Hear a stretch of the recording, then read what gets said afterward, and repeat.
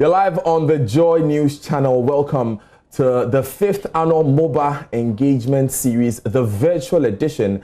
My name is Daniel Dazi, MOBA 2008, my Thai ad, and it is my pleasure to welcome you to this unique event. So why are we here? We're here because 144 years ago, a dream was born. Somewhere in the coastal town of Cape Coast, some students came together, gathered of course by educators, and the plan was to build young men who would influence their nation and go ahead to impact their continent. Nearly a decade and a half, nearly a century and a half later, I would say that we haven't done such a bad job at living by our Dwen Hwe Kan mantra.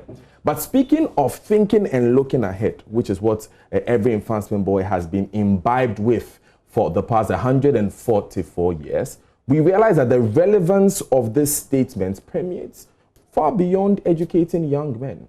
It's necessary, especially for entrepreneurship as well.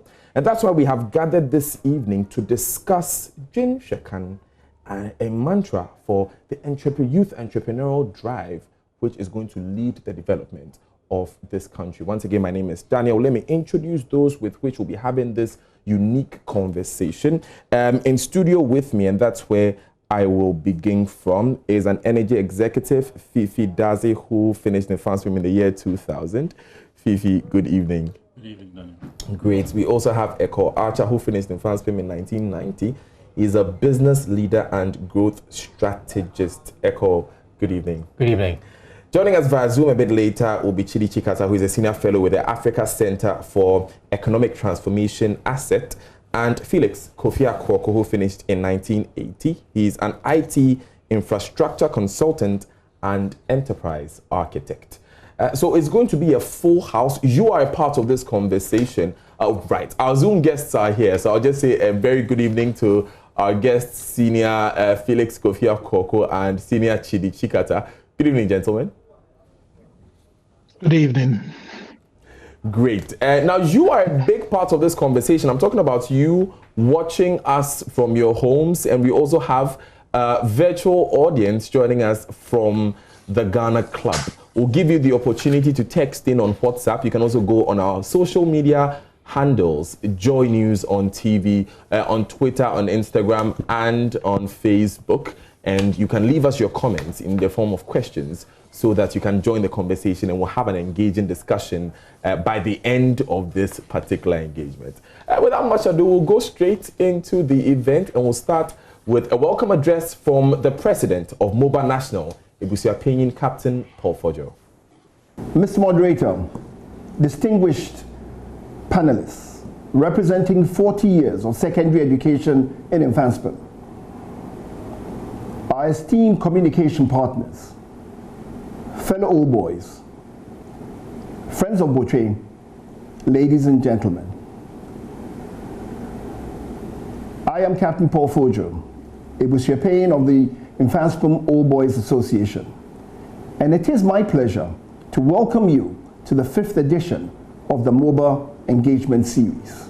The theme for this year's series has been chosen by the sponsoring year groups, which are MOBA 70, MOBA 80, MOBA 90, and MOBA 2000.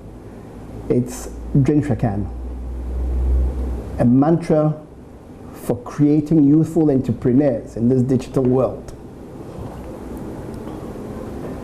This theme actually comes out of our age-old motto, Dwen Hwe Kan, think and plan ahead.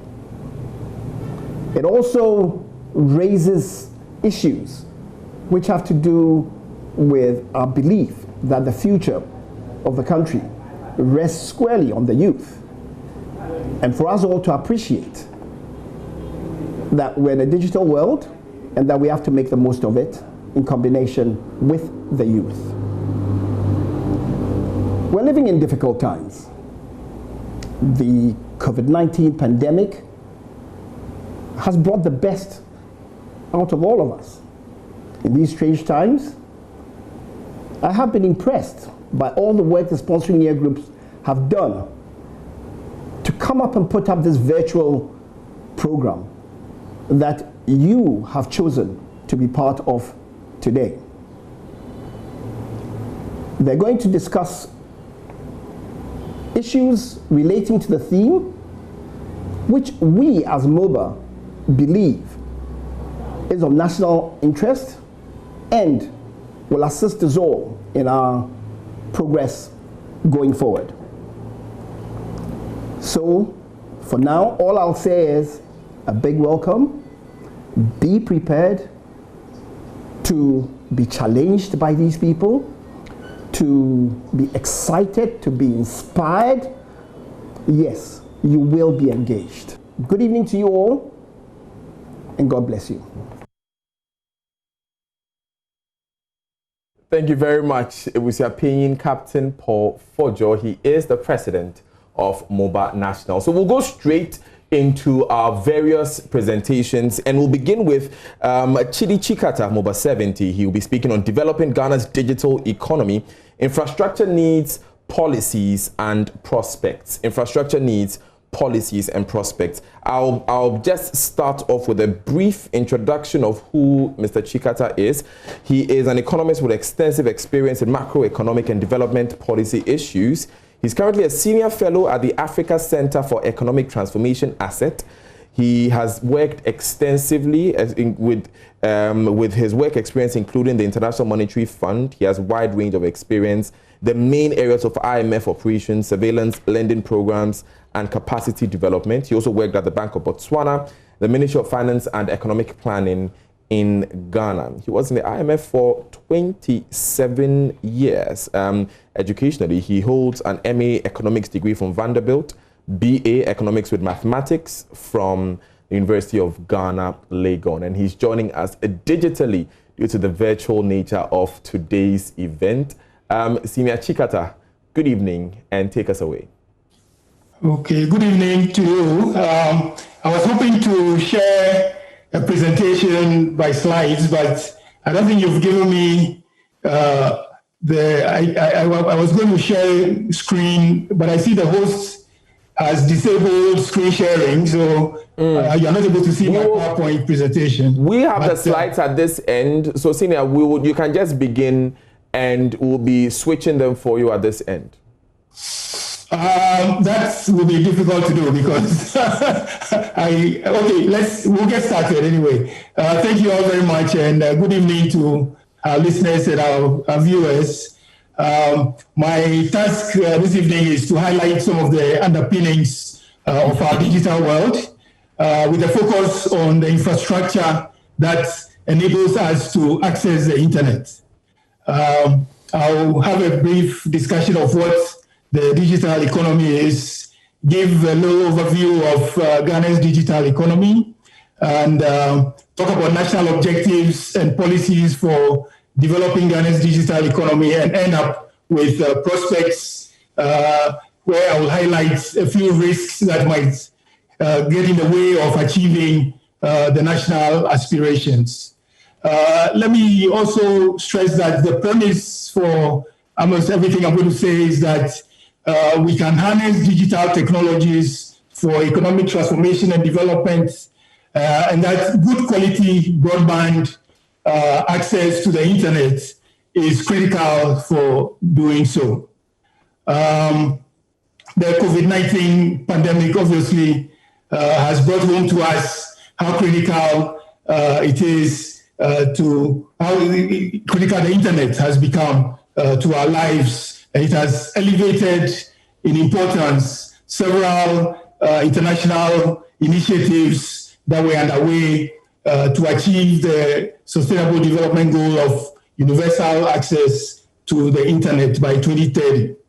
The UN has established a Broadband Commission for Sustainable Development that has come out with a strategy for connecting Africa through broadband. The African Union has a digital transformation strategy that's supposed to be implemented over the period 2020 to 2030. And then the World Bank Group has also come up with a Digital Economy for Africa initiative, which is designed to support the efforts of the African Union.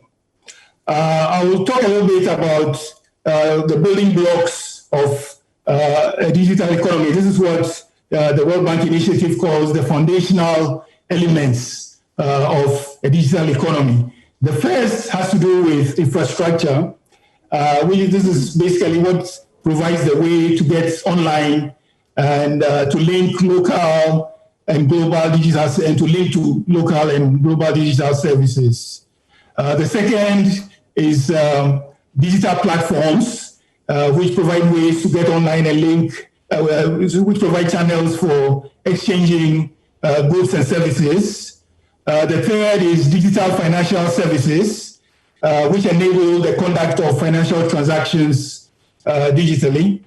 And then fourth, digital entrepreneurship and innovation, which create new ventures or transform existing ventures through the application of digital technology. And finally, digital skills. In the Ghana context, I'm going to focus on infrastructure, and other panelists will pick up on some of the other elements. If we can switch to the national objective slide, I'll speak to that. Yes, keep going.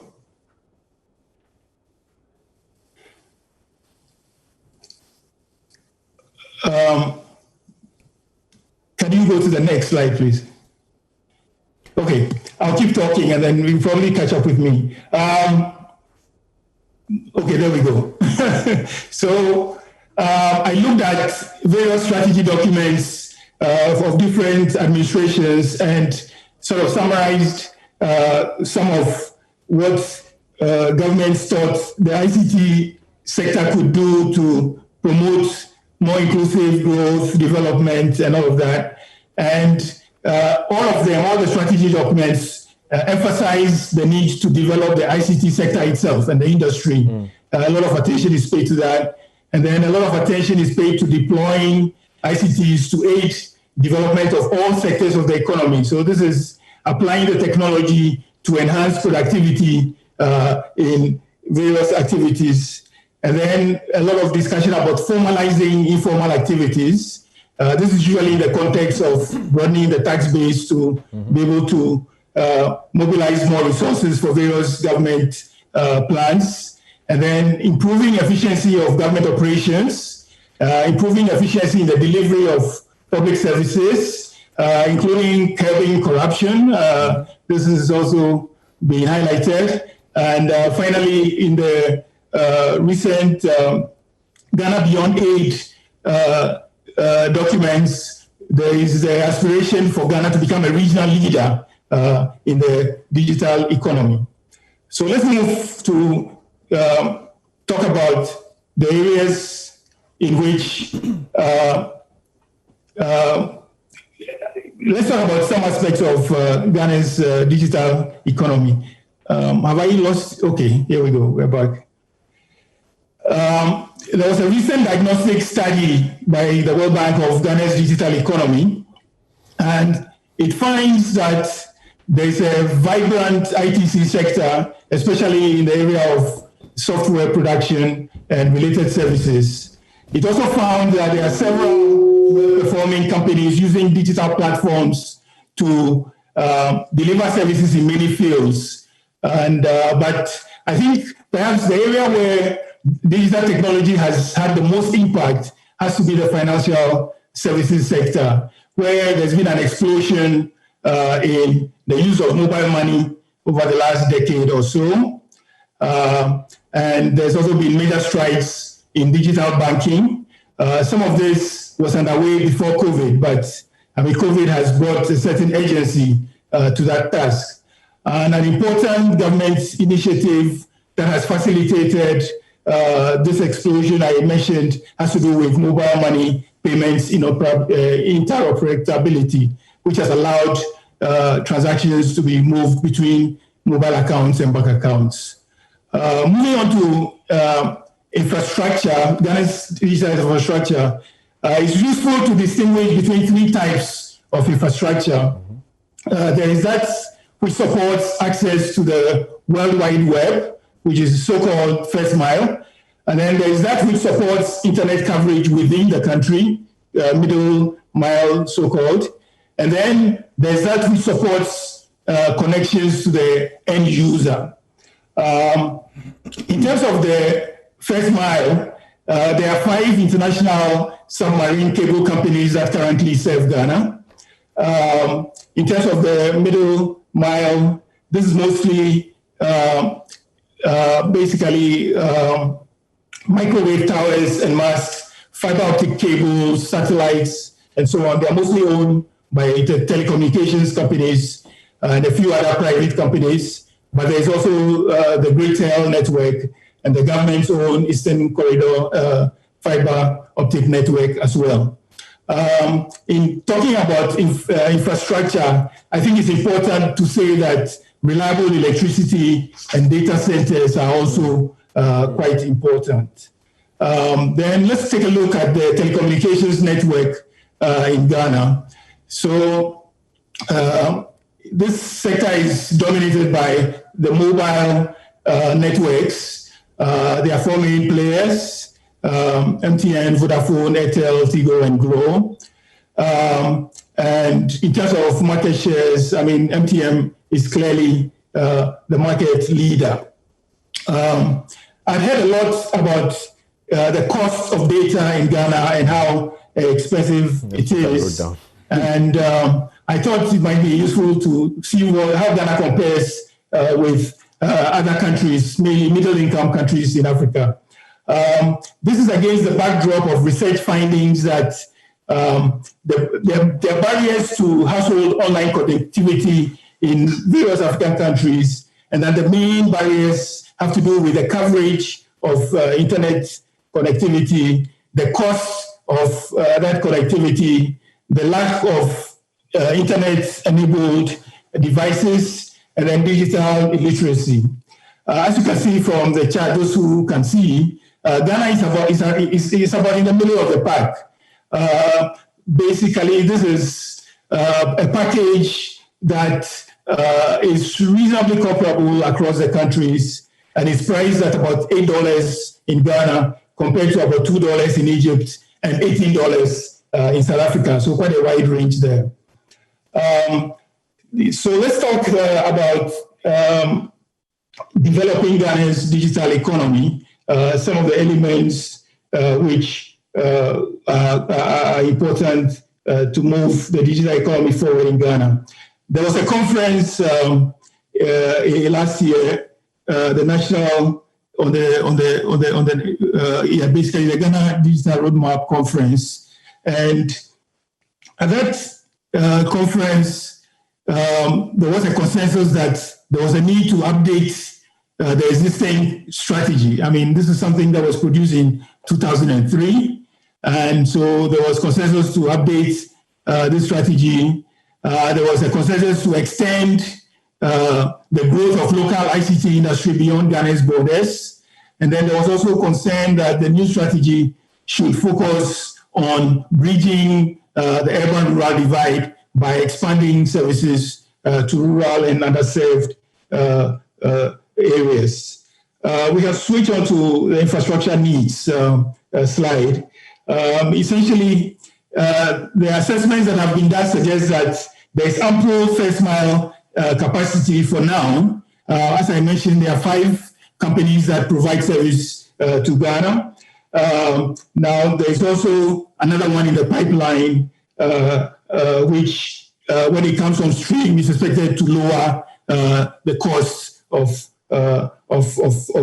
wholesale broadband. In terms of the middle mile, the indications are that a more robust backbone is needed to improve the reliability of connectivity, and then to also support more intensive application of digital economy technologies across sectors. And then finally, also the need for more investment to serve underserved areas and communities. And for this, it's clear that we can't rely solely on the private sector, and some public funding may be needed for this. And also, of course, the government can provide incentives for private sector to invest in these areas. So a number of stakeholders, from what I've been able to read, have suggested that there's scope for the government to do more to encourage the private sector who own the current infrastructure to share that infrastructure as a way of avoiding duplication, because at the moment, the different companies have infrastructure in similar places. They basically, there's a lot of duplication, and the view is that it's important to encourage the sharing of this to lower cost. Now, because the sector or technology in this sector is very fast changing, it's important for the regulatory framework to also be adaptable so that it doesn't get in the way of innovation. One of the areas which has received a lot of attention has to do with the allocation of spectrum in Ghana.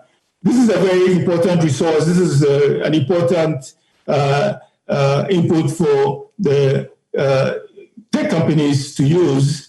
And it was striking to me that when the first auctions were made for spectrum to support 4G technology, only one company could afford to participate. So MTM was the sole beneficiary of that because the other companies didn't feel they could afford it. So the price became a barrier to entry. And I think on this, it's important to say that, it's important for the authorities to basically weigh the concerns about maximizing revenue, getting as much as you can out of this resource, weigh that with the idea of making the space more competitive. And I think pricing is very important in this. The other aspect of spectrum management that has received a lot of attention is that it will be helpful for the authorities to allow telecom communications to use spectrum that has been allocated to them for innovation. So if you allocate something to somebody for 2G and 3G, and by the time they are ready to use it, we're not talking about 4G, they shouldn't need to come back to the authorities for a new license. So adopt technology neutral licensing to spur innovation and investment. So maybe before we, so I think I should be wrapping up. So I'll just say that the government has an impressive list of digital projects that are at various stages of implementation: the national ID card, the property addressing system, driver's licenses, vehicle registration, e-registrar, e-justice, and so on. But it's important to say that a thriving digital economy requires a critical mass of people getting online and using the internet intensively to create new businesses or to significantly enhance the productivity of existing businesses. And government policies have an important role to play in this. And in terms of the risks that could derail Ghana's aspirations, I'll just mention three, and then maybe we can come back during the Q&A for me to elaborate. I call it regulatory overreach. Essentially, it's important for regulations to allow space for innovation. And then the other one is insufficient investment to bridge the urban-rural divide. And finally, macroeconomic instability post-pandemic. And we can come back to this later. Thank you. Very much, Senior Chidi Chikata, MOBA 1970s, a senior economic fellow, a senior research fellow, I should say, with the Africa Center for Economic Transformation Asset. What Senior Chikata did was basically helped us understand what the digital economy is, what it is made of, what's the journey it's been through here in Ghana, And I am personally very grateful that you ended by talking about what the regulatory framework is, so that it doesn't just require physical investment, but it also requires a strong regulatory backbone which will encourage innovation, and by that businesses can thrive. We've been talking about the kind of infrastructure that businesses need to thrive, but we also need to talk about the businessmen and women themselves and the kind of educational backbone that they need. Helping us go through that is Echo Archer with me here in studio. He'll be talking about entrepreneurship, a discussion on an educational journey to business and economic prosperity. Very briefly, I'll tell you who this man is. He's an entrepreneur himself. He's an investor, business leader with over 20 years of professional experience. He's a shareholder and chief executive officer of Clean Earth Scientific, an industrial services company that provides companies in West Africa with water treatment and services for product, water, and environmental quality. He's worked in finance and corporate development in the US with Pitney Bowes Incorporated and a number of other companies like Models, Sports and Goods, and Citigroup Incorporated. He's led a financial plan and analysis for an $800 million US retail chain, that's Models, Sports and Goods, and he's been managing performance and turnaround assignments for some 130 location retail chains. So this is a man with a myriad of experience when it comes to managing businesses and helping enterprises thrive. Echo Archer, take us away. Thank you very much, Daniel, and good evening to the listeners and viewers wherever you are in the world. I appreciate the time. As you mentioned, I'm going to be talking about entrepreneurship and how that can be a tool for economic prosperity. Now, the subject of entrepreneurship and its benefits to society cannot be exhausted in 15 minutes, but I'll attempt at bringing sufficient insights for follow-on conversation that would happen probably at another time. By no means am I going to be using this as some kind of a top-down prescription, but some learnings and insights born out of my experiences and knowledge in this area to ignite the interest and also the conversation. There are two underlying questions or assumptions to this topic. One, how can we bring about prosperity to the average Ghanaian? And secondly, how can we create more employment opportunities for those in the youth category? I'm also a strong believer in the notion that private sector participation, Daniel, in a market-driven context is the more efficient way to drive economic development that leads to prosperity. I read this wonderful book called The Prosperity Paradox, and it talks about making the point that market-creating innovation that targets a broad-based consumption has a major ripple effect on bringing prosperity to any country. Now let's talk about what this prosperity is all about. And I borrowed a definition from that book, and I'm going to paraphrase. And then if you can hear me out a little bit, it says, the process by which a broad base of people in a country, like Ghana, can improve their economic, social, and political well-being by having access to gainful employment and upward mobility. Now, with this definition in mind, let's look at the other question on creating employment opportunities for the youth. Now, before I go on, maybe I'll have to frame out the issue with some numbers. Today, about 57.5% of Ghana's population, that's approximately 30 million of us, is under the age of 25. And 33.5% is between the ages of 15 and 35.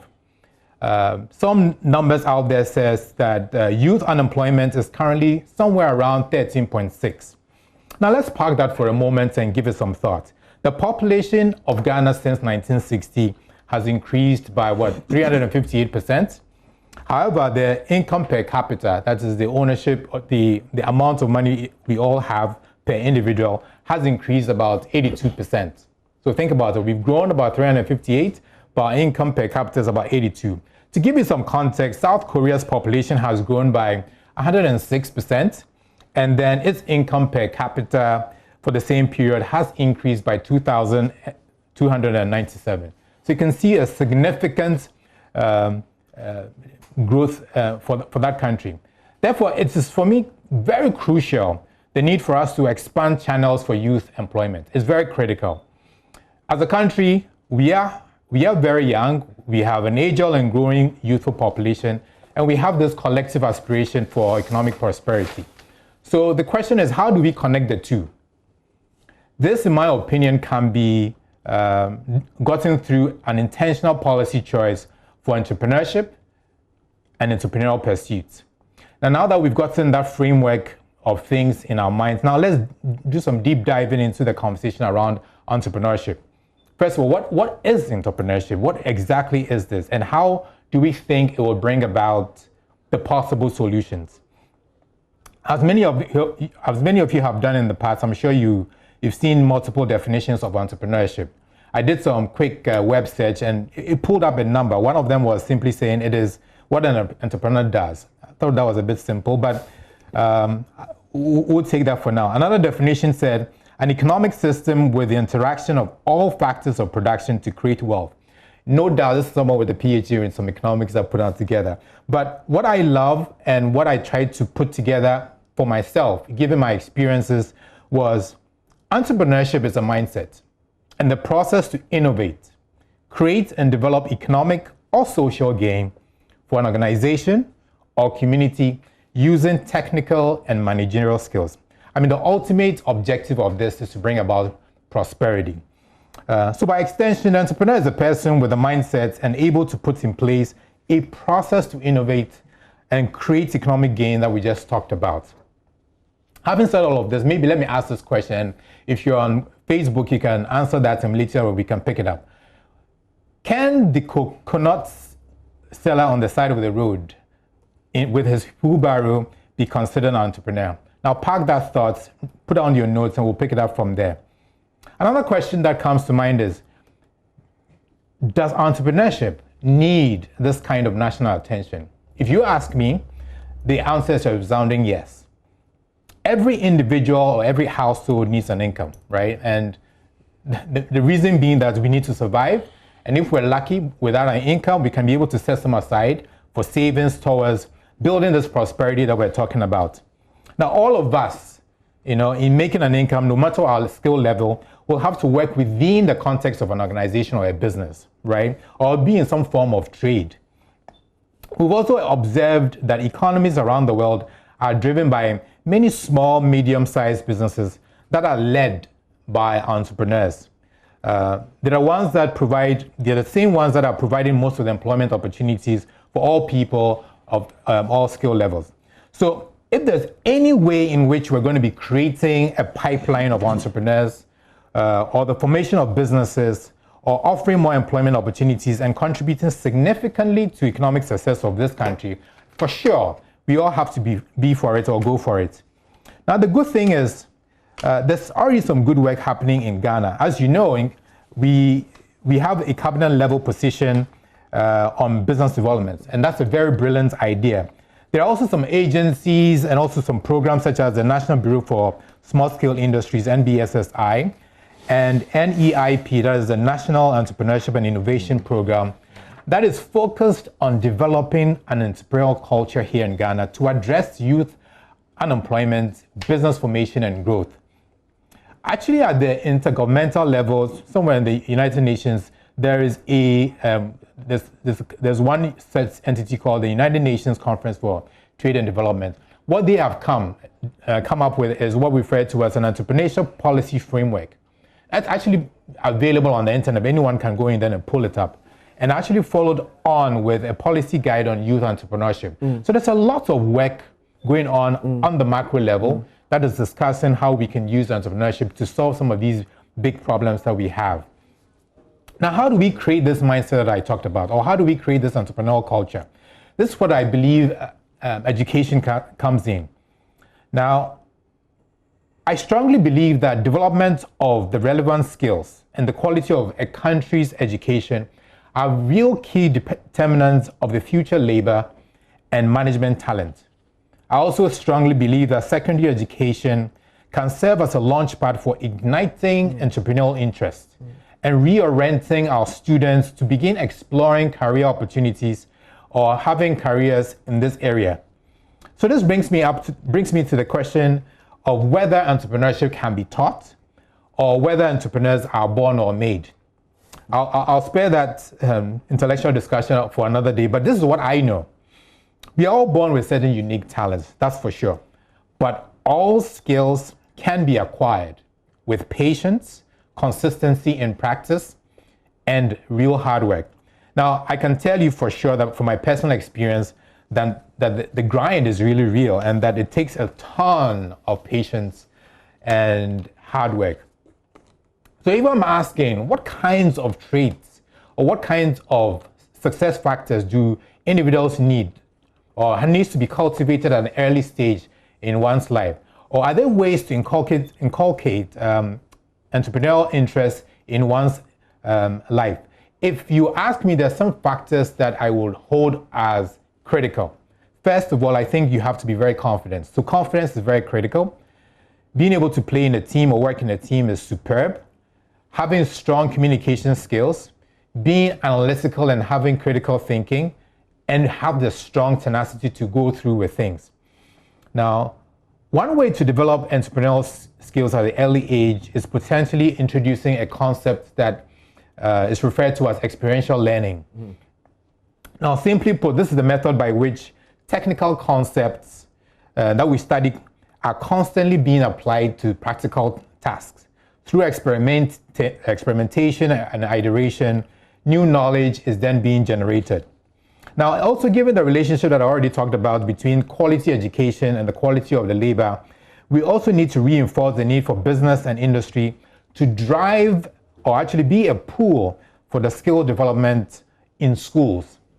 Imagine a scenario in which the agri sector is at the center of all the economic activities that we're doing in our country. I think a possible educational model at the secondary school level will be pulling all the studies we have in sciences, business, ICT, technical engineering, maybe language and mathematics, all around maybe a concept of, say, a school farm or whatever, maybe greenhouses that we probably currently have. We can actually go ahead and say class teams, some clubs on campus at the beginning of every year could be on some kind of a mandatory project that will be assessed on both technical and practical outcomes. So if you're a student in this hypothetical school, think about it. How could you potentially use these concepts from your technical drawing class, right? Think about it. To design and construct irrigation systems or create innovative ways of harvesting the produce that you're having in your school farm. The same way, think about how you would use your science background to run soil and water analysis in your school lab, right? That can affect the choices of crops in that school farm. These are real practical lessons using the concepts in the classroom. How could you also use digital platform, right? Along with the marketing and business concept that you already been taught in class in promoting and driving sales of the products that you're generating from the school farm. If I may emphasize, becoming an entrepreneur or getting into entrepreneurship is a journey of multiple stations. There's always going to be learning of new skills and ideas, if you ask me. And beyond developing or acquiring the technical skills, it's important that we expose ourselves to real life experiences. And this is where I believe concepts like internships and apprenticeships are very, very important. Right. So if you're in secondary school or if you're in the university at this point, I would highly recommend that you take up some time in volunteering your time for some projects, mentoring, some workshops, and actually some networking events, which will help you build your confidence and also build a solid repertoire of friends and other things that will help you in this pursuit. Finally, if you want to build a solid ecosystem of entrepreneurship to thrive, individuals in business should be open, like folks like me, or make an effort in mentoring or becoming role models for the folks who are young and coming in this pursuit. As a society, I think we should be very comfortable and okay to showcase the successes of women and men in business so that they can be sources of inspiration to the young ones who are also pursuing this. Now that I've covered a bit about education, now let's talk about how we can get into business formation itself. Okay. The question is, how do we get into it? How does one become an entrepreneur, or how do we build a business? There are a few models out there. I mean, startups are the first thing, partnerships, building a new operation from an existing business, or through some acquisition of a company. Now, I do know that startups, it's quite intuitive. We know about it, so we can park it up for another time. Let me just talk about the other three, partnerships and as such. Now, we can get on with partnership by doing some research into a value chain of any major sector. Think about it. If we use agriculture as an example, think about how you can serve being a bridge between the primary producers of any crop such as cassava and the processors of this cassava that is about 5 kilometers away. Now think about how a young team of people building a business by just cleaning, bagging, and transporting these goods for a weekly fee. Think about when they have expanded to other cooperatives, how they can use digital applications to schedule and manage the movement of some of these goods that we're talking about. These are real opportunities for us. There are so many ways in which we can structure partnership, but I'll skip some of them for now and go to the other model, which is creating an operation from an existing business. It's another opportunity for us to develop entrepreneurial pursuits. Now think about that woman with a biochemistry background from KU University, right? Worked in various roles and assignments in the company, and that is successfully making cereals from maize that is produced in Ghana. Now, if this person were to discover through her own efforts and her downtime that she can incorporate high protein sauce into a cereal mix, if you would ask me, I would encourage this person to collaborate with the co-worker in marketing or sale to discuss the possibility of bringing this new product to the market, and then maybe talk to the CEO of the company on the merits of this opportunity and see if they can create a separate business line for the benefit of all of them. The final piece is acquisitions, and it's quite rare in this part of the world, but very much available and available in other parts of the country, other parts of the world. This is another vehicle of entrepreneurship where potentially young people can team up with what I refer to the young at heart to acquire an existing operation from another entrepreneur. This model, by extension, ensures that people who have been in business for a while and are potentially getting to the twilight of their years would find a means by which they can sell the company to other people who can then jump into it. Now, before I end, let me just point out that pursuing entrepreneurship is a real arduous endeavor. And there are many constraints, there are personal sacrifices, there are serious barriers and hurdles in the market. There's a reason why the failure rate is very high for most startups. But however, I believe that if we're collaborating and we have a long-term view on this, we can minimize the fail rate and create real economic value, right? So finally, Daniel, to successfully build an ecosystem for entrepreneurship to thrive in Ghana, I think it will be very critical that we start thinking about how it would help us achieve our objectives of creating employment opportunities for the youth, and also help us meet the collective aspirations of economic prosperity that we have all been asking for.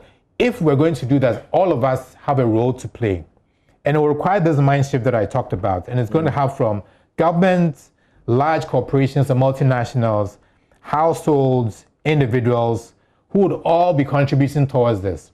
Now, for those of you already in some form of entrepreneurial pursuits, I know what the grind is. And I'll say to you, just stay put. When you successfully live through this pain and scarcity, you will ultimately live through times of plenty and prosperity. Daniel, thank you very much. Thank you, Echo. That ending really deserves a round of applause, as has every other thing we've heard. And if you just tune in, this is Joy News on Multi TV. If you're listening, this is Joy 99.7 FM. It's the 5th MOBA Annual Engagement Series, the virtual edition. Tonight we're discussing Dwen Hwe Kan, which is a mantra for creating youthful entrepreneurs in our digital world. My name is Daniel Dazi. We've already heard two very insightful presentations. The first from Chidi Chikata, a MOBA 70, Senior Fellow, Africa Center for Economic Transformation Asset. The second, who we just heard, Echo Archer, MOBA 90.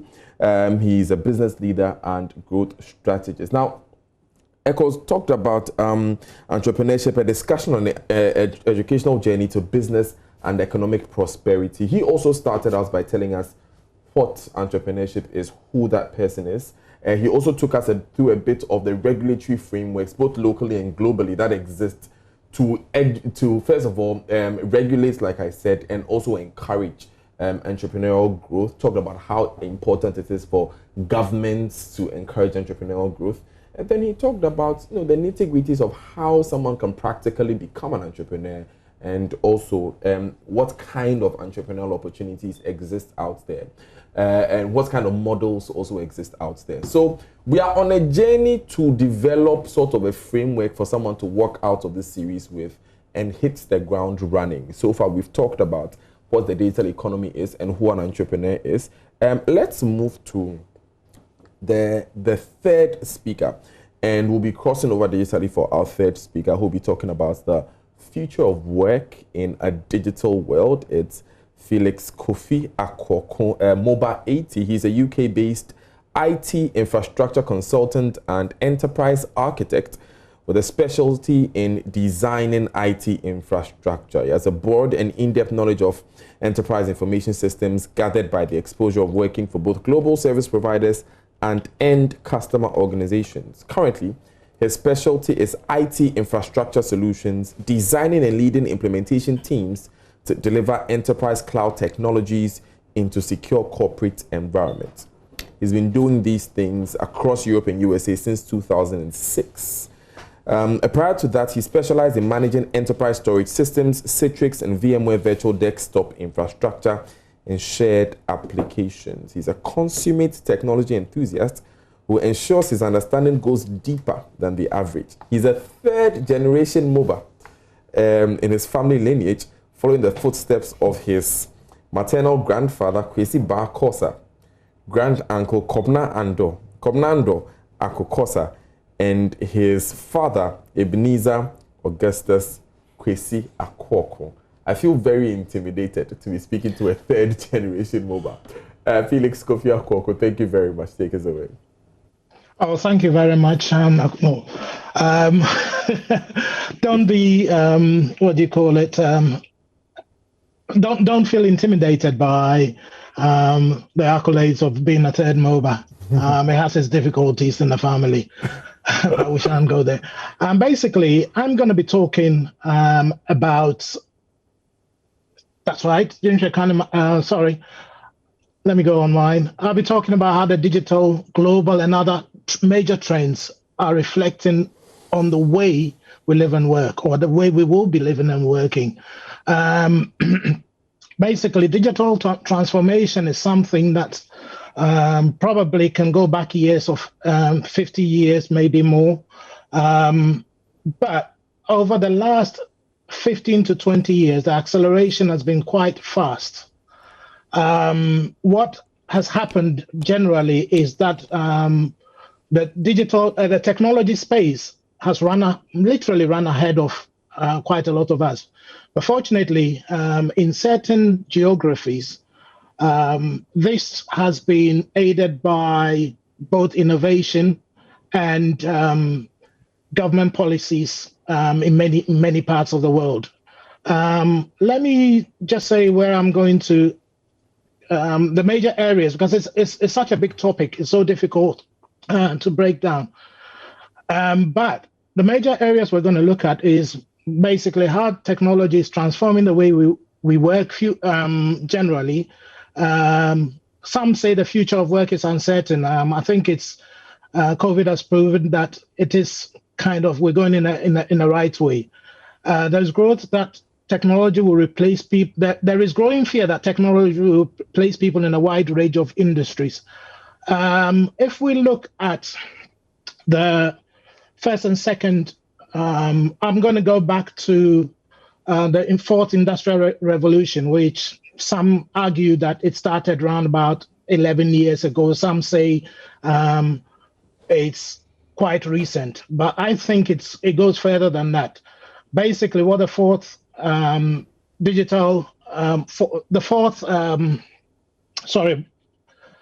the fourth industrial revolution is bringing is that it is mixing technology with digital interfaces and many more. It's changing the way we do so many things. Basically, the way we look at manufacturing, farming, up to the point of even where we live, the way we are living. It's bringing differences, making changes, continuous changes. It's into an agile world. So we'll look at that, and then we'll look at the impact of global pandemics on the way I'm using a current pandemic as an example because there have been quite a few. If you remember, around about 2005, there was, and beyond. But the ones that come to mind quickly is the tsunami in Japan a few years ago. And then we're looking at the SARS pandemics, and we're going to be looking at COVID-19 and its impact on the way we work.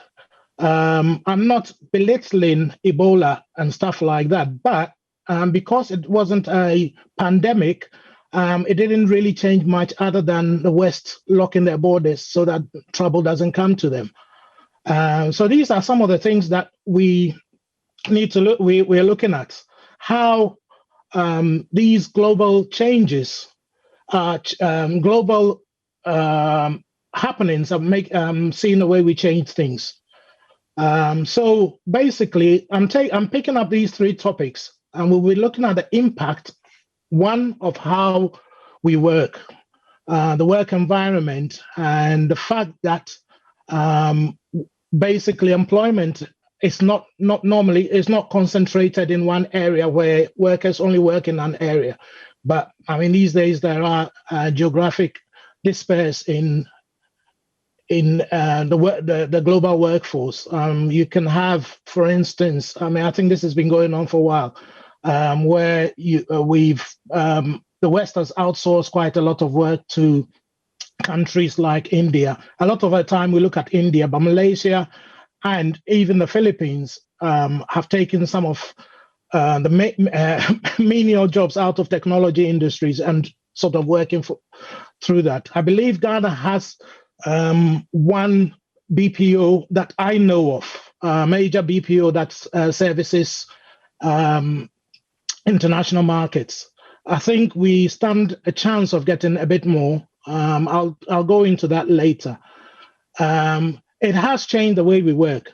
It's continuing to change the way we live, in the sense that we may not know it, or we may not always appreciate it, but even the fact that you can sit in your home and order a taxi or Uber in Ghana is a life-changing thing. I remember when I was growing up, you used to send somebody to go by the roadside to go and look for taxi and bring it down. But these days you can call that. This is all part of it.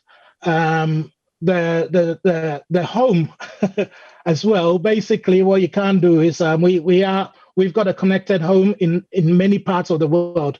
I think it's happening in Ghana, but it's happening in little pockets. We've got the way education is delivered these days is coming on. E-learning is not something new. It has been around for a while, but the pandemic has brought it forward. Basically, and we have other global trends that are changing the way we live and work. Whether we like it or not, there's something called a millennial takeover. We've got a global workforce and global as I mentioned, global emergencies. I'll start right from base again. I'll go back to where we look at the way we'll be working in the future. It's not just basically the global trends that is doing that. Working from home, my understanding and through research is that it's happened for about 50 years. Being connected. I think the technology firms in the US and the likes would probably confirm that.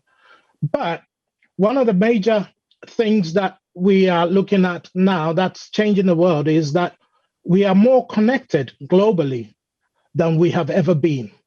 If you take something as simple as WhatsApp, I can communicate with a set of people instantly.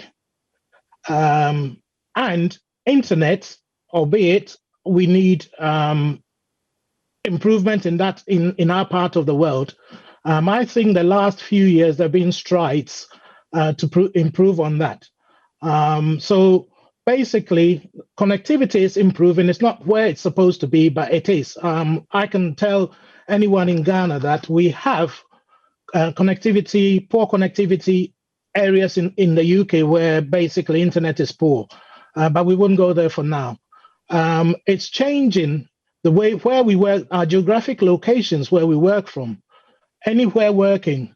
Basically, I have managed to work for a US company and haven't actually stepped into the company's office premises in Texas as yet, or while I worked with them. But I was part of a global team. And I mean, my geographic location wasn't what stopped me from getting the job. It was just the fact that they could employ, they've got workforce in the UK. It's an international company, but we do projects in America, deliver projects in the US. So working from anywhere means that generally large companies can pool resources from all over the world, albeit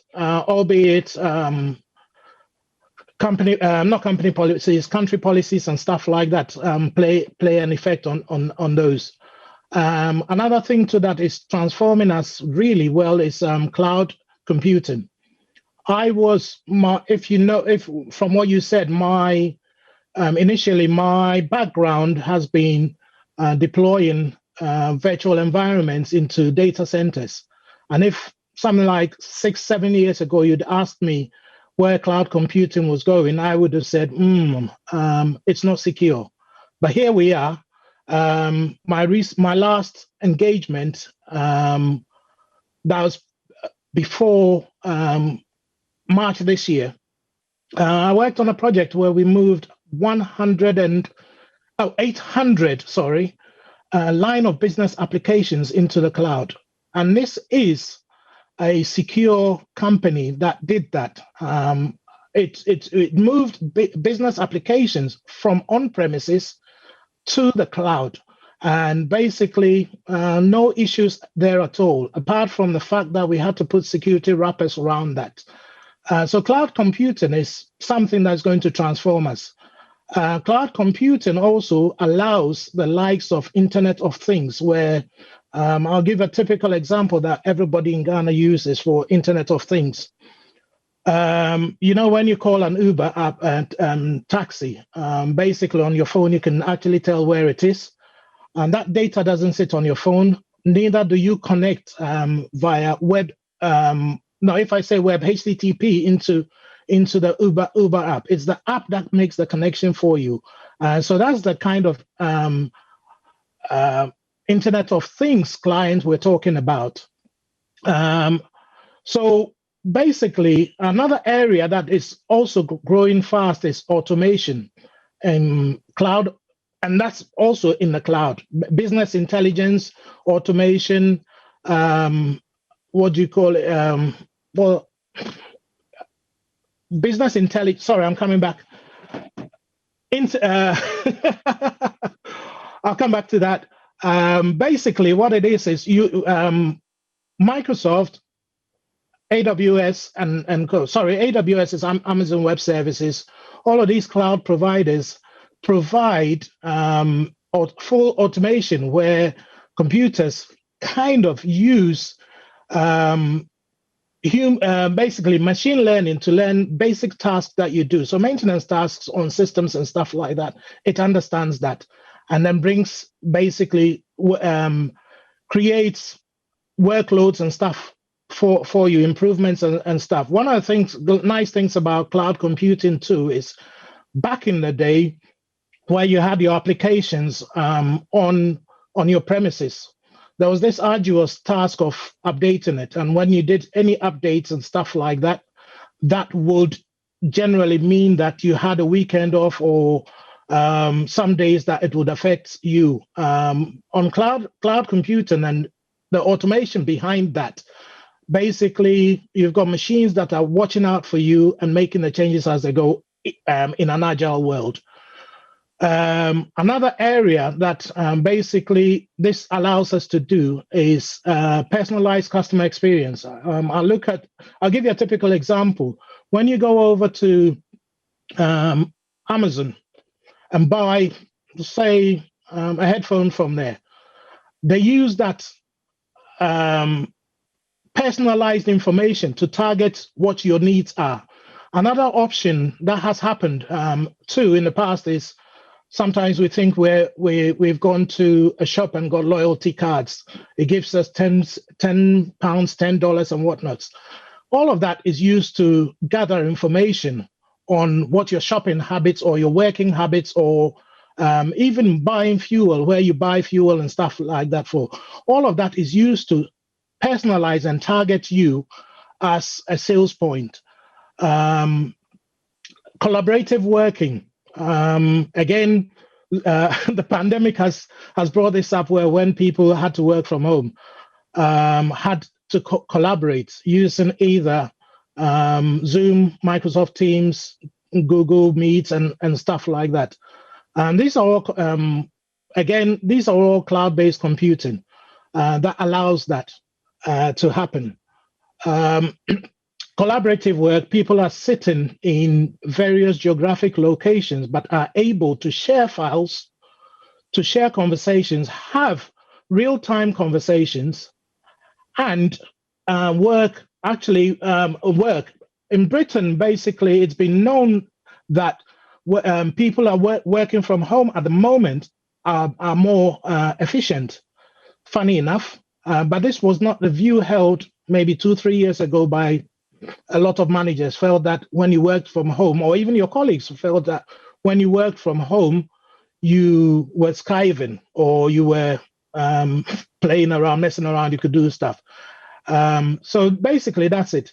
Another area that we're looking at that technology too is changing for us, and all of these are happening globally. It's only a matter of time it's going to reach us. So I feel that we need to place ourselves in a place where when it comes, we're not climbing a steep learning curve. We've started, I know from some secondary schools, have started putting e-learning platforms in Ghana, in schools in Ghana. So basically, the form of teaching is changing. The global pandemic now that we're facing doesn't give us a timeline when that's going to finish or end. Britain thought they had had seen almost an end to it, where the Prime Minister was pushing the universities back to work, back to school. We all know what the effect has been now. So we're coming back in. So micro-learning or e-learning platforms, which micro-learning is part of, will be part of it, delivery of the way we study or even work. In the workplace, it's been around for a while, where you have your training, computer-based training, basically was the old name for that, where you had nuggets of information given to you and you had a quick exam at the end of it. It's something that is not new, but basically that is also going to explode. Another one that we work with is digital voice control. You have the likes of Cortana, that's the common one, Siri, and what's the Amazon one, to digitally speak to your devices, and basically your device can perform a task for you. A typical example is Cortana. I think when you say certain words, it understands. It understands the task that it needs to do. So, Sina, you would have to begin wrapping up for us so that we can go into the other presentations and the Q&A session at the end. So if you can wrap up for us in 2 minutes, I'll be very grateful. Okay, so I'll do that. Quickly, basically, it's technology is affecting the way we access so many things: retail and shopping, medical services, leisure and travel, banking and finance, government, and other public services. A typical example would be the government gateways that we have in the UK. I believe Ghana, we've started working on something similar that is coming through. So we've gone through that education process. Now, COVID-19 is continuing to change the way we work. We have no end of it at the moment, but it's reshaping the way companies are viewing employment. I mean, I know of some companies that have reconfigured their offices and have actually said to employees that you're not coming back. They're not putting full people into their offices at that point, but there'll be more remote working. It's accelerating business and digital changes for us. Now, all of this, basically, I'm looking at, we'll do the other global trends. I'll just go through it quickly. Millennial takeover, we've spoken about. Global workforce, we've spoken about. And then global emergencies also, we've touched on that. Now, how do we prepare ourselves as a country to get ready for this kind of explosion? It starts, again, my senior said, education. Education is the area where it starts. We need to radically changes in the delivery methods of education. That's one of them. Educators themselves, lecturers, teachers, and whatnots will be required or need to update their knowledge and practical skills to align themselves with current digital trends. And something else we want from the students is that a commitment to lifelong learning, to upskill ourselves constantly. So a commitment in the sense that we prepare our youth to understand that life, generally the working life changes and needs to upskill. Senior Felix Kofi Akoko, thank you so much for that very eye-opening discussion. So we've displayed our WhatsApp number at the bottom of the screen. We would crave your indulgence that you send us a WhatsApp message if you have a question. I see a number of your questions on Facebook. I'll just read one of them before we go for our last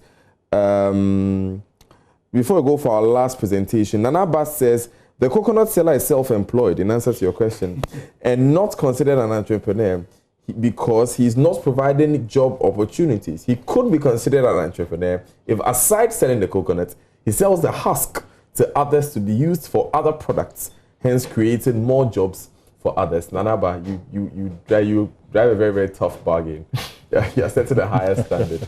But we'll take the last presentation, and Fifi Daze will be talking. He's bringing it home to talk to us about the energy of young people, the energy and passion of young people, and how they bring that to entrepreneurship. Fifi himself is, or Kevin Fifi Daze is himself one of the youngest panelists. He's in MOBA 2000. He's the head of country for BP in Ghana. He heads BP supply and trading business in the country, which delivers crude and distillate fuels to BP's customers. He represents the commercial activities of the wider group and leads the business development efforts for both upstream and downstream in Ghana. Prior to joining BP, he spent 13 years working in the petroleum downstream, midstream, and upstream sectors in Ghana. He has a wealth of experience in oil and gas and power sectors of the industry, with a deep understanding of the African markets he supports.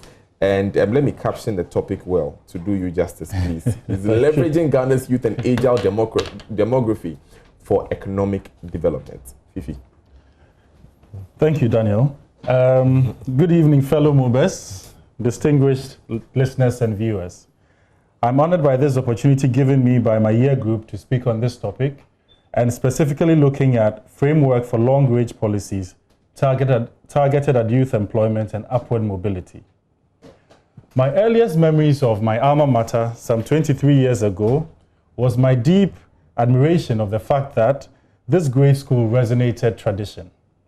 I was deeply fascinated by the harmony of the old architecture of our academic infrastructure, the daily experience of going up and down the Kwabuche Hill, and from our dormitories, the community of students, teachers, market folk, and the intense reminder of Dwen Hwe Kan, which we sang willingly and sometimes unwillingly.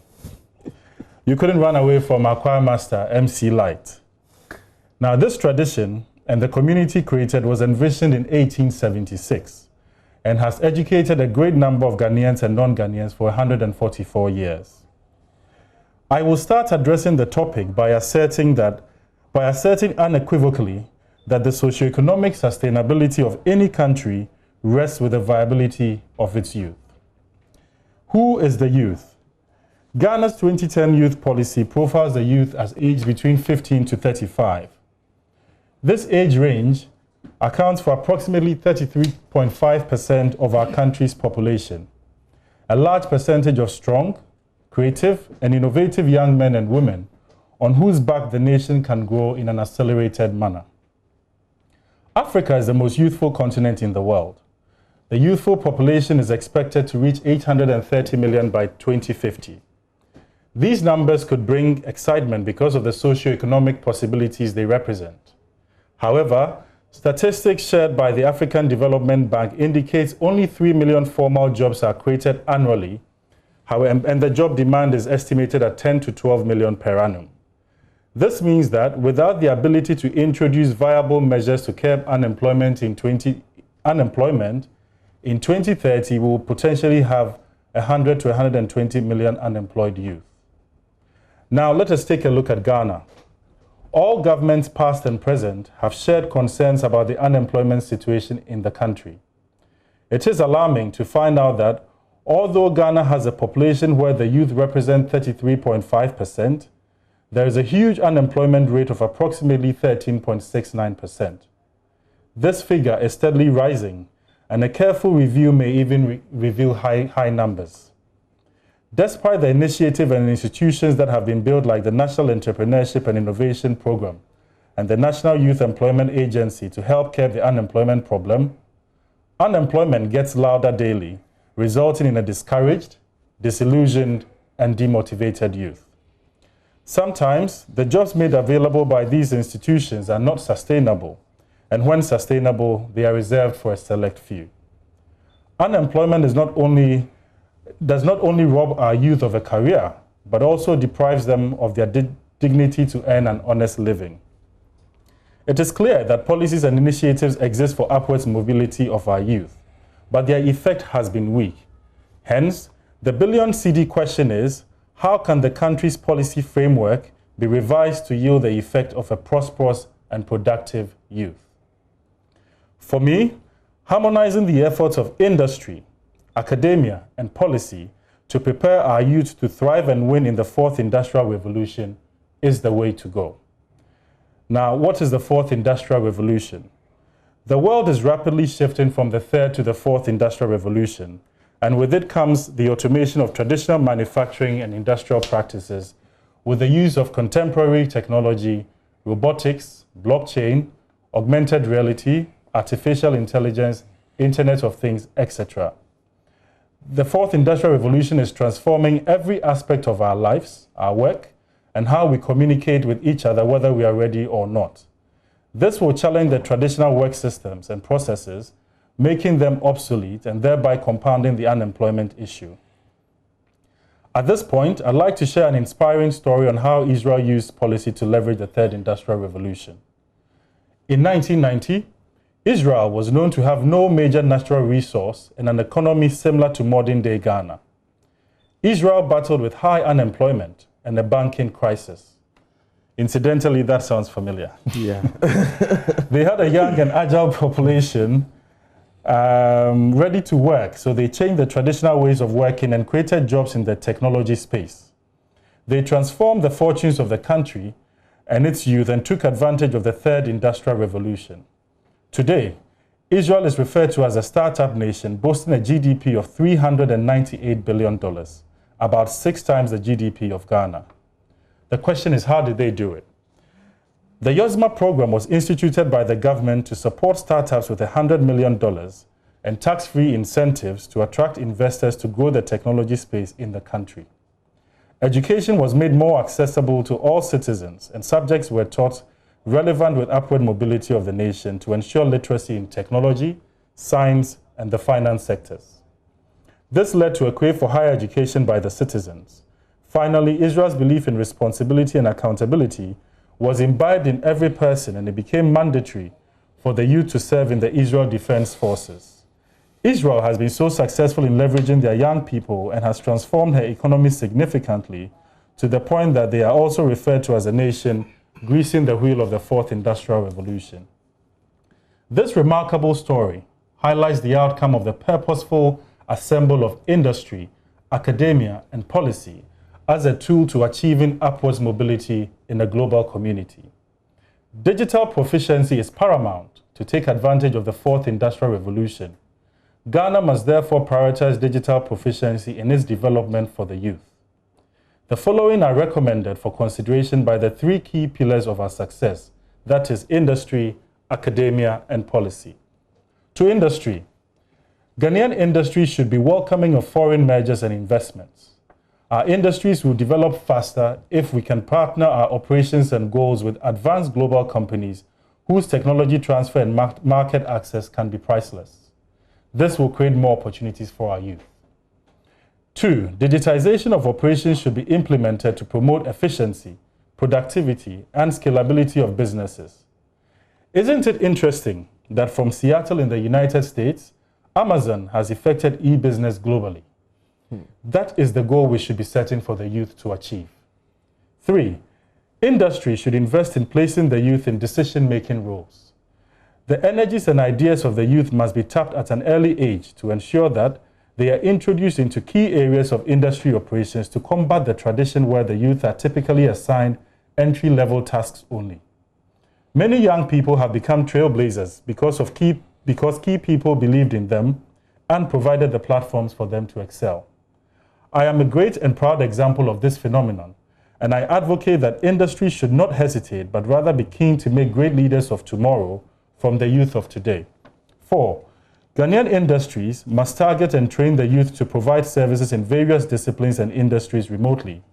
A page can be taken from India's book on the call center services that they provide to the world.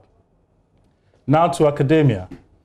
Academia must promote skill-based over theory-based learning with the hope that our youth will be acquiring a problem-solving mindset to become innovative to benefit the nation.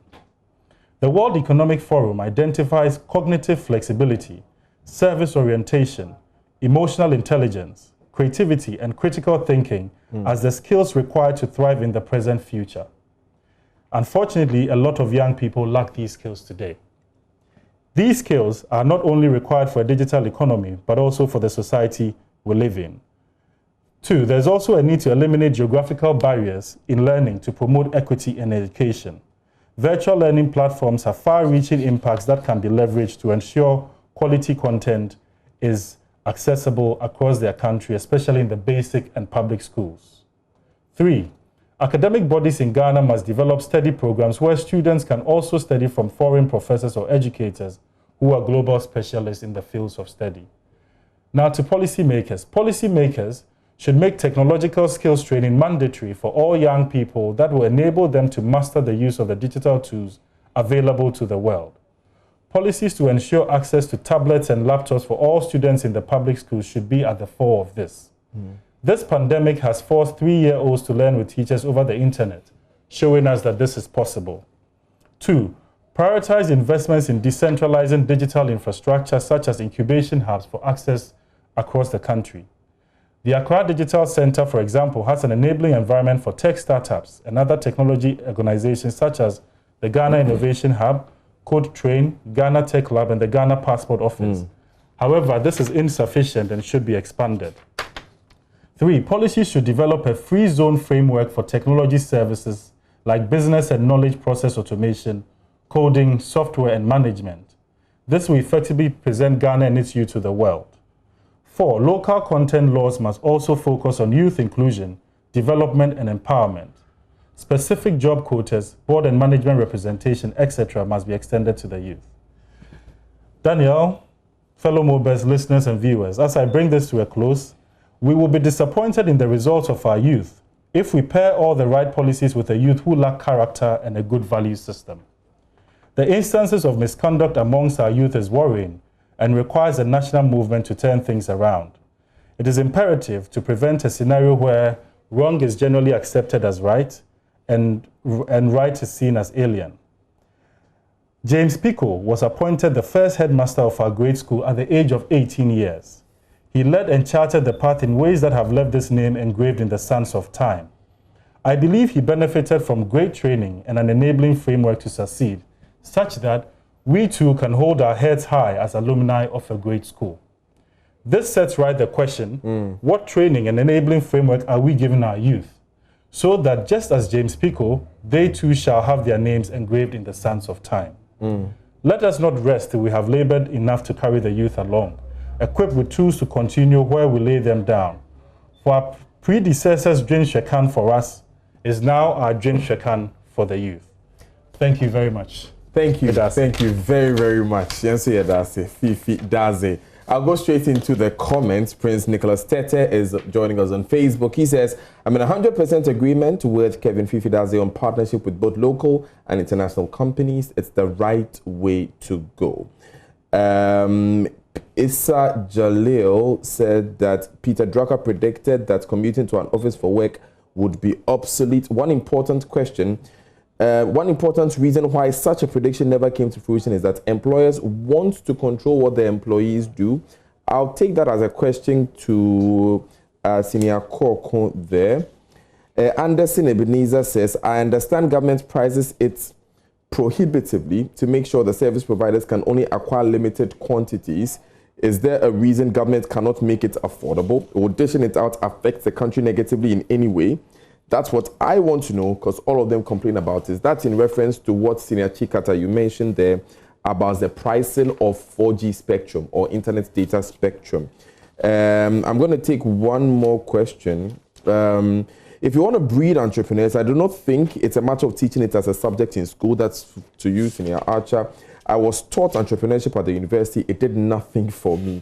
Entrepreneurship is a mindset. It will take consistent coaching and mentoring to convince young people to go into business. Okay. Interesting comments there.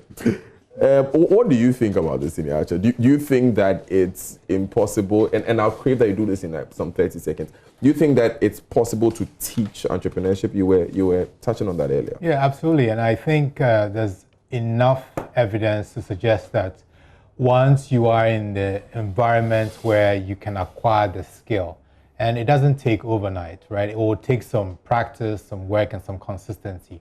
For sure, entrepreneurship can be taught. And it's not only in the classroom, but like I said, it has to be more experiential. It has to be more of an experience as you go along. Okay. Senior Koko, there was a question about employers. COVID-19 has taught us, as I said, also a very cultural thing. They want to see you at work behind your desk. How do we, evolve?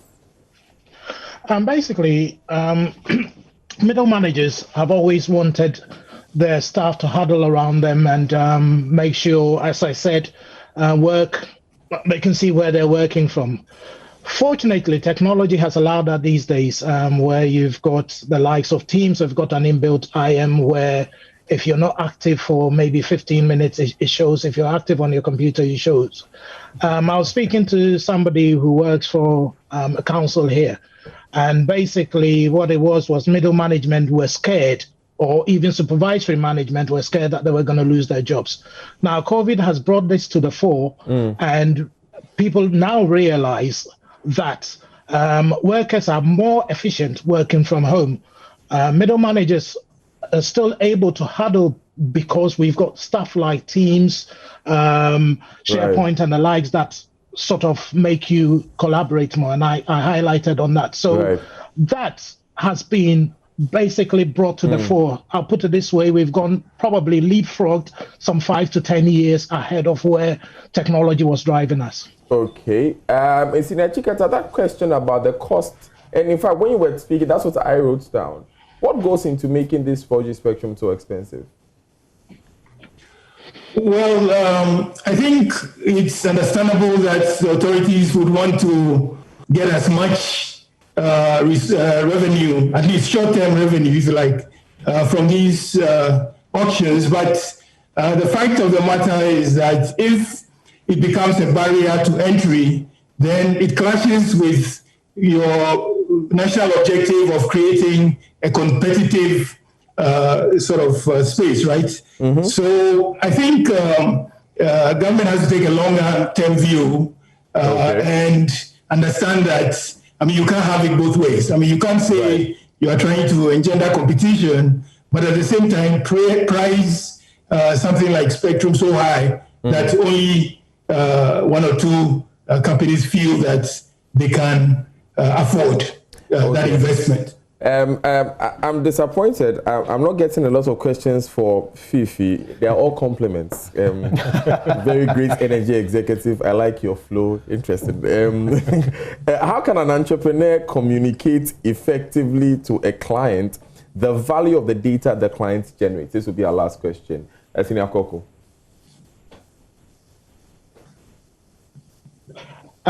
Sorry, can you repeat that? The question was the value of the data. The value of the data the client generates. So, if my client is Echo and he runs a retail shop, the data that you generate at every pay point, how do I tell him how important that data is?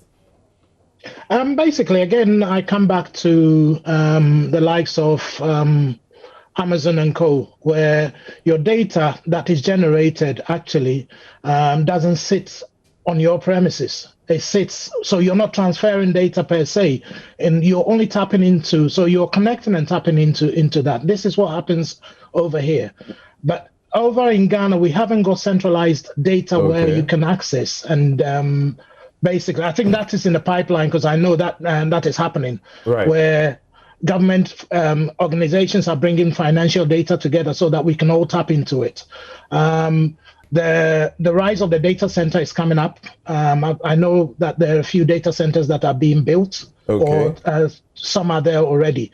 So basically, when you're talking about connectivity data, if you're connecting to the likes of a centralized data point, you're connecting over HTTP, I use that.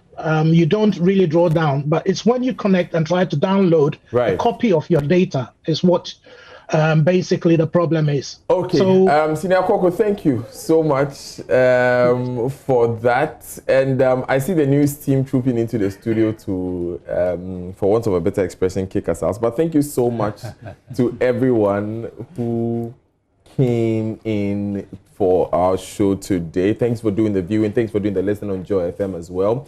To all our great panelists, Senior Chikata, Senior Koko, Eko Archer, and Fifi Daze, who were with us here in studio.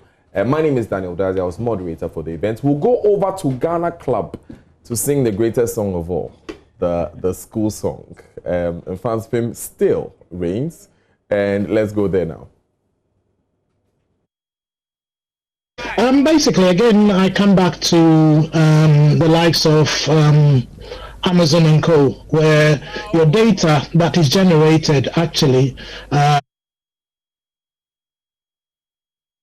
not transferring data per se, and you're only tapping into, so you're connecting and tapping into that. This is what happens over here. But over in Ghana, we haven't got centralized data where you can access, and the show officially ends with the school song that you'll be hearing from Ghana Club, from our audience at Ghana Club. So if our audience can take it away at Ghana Club, then we can end the show.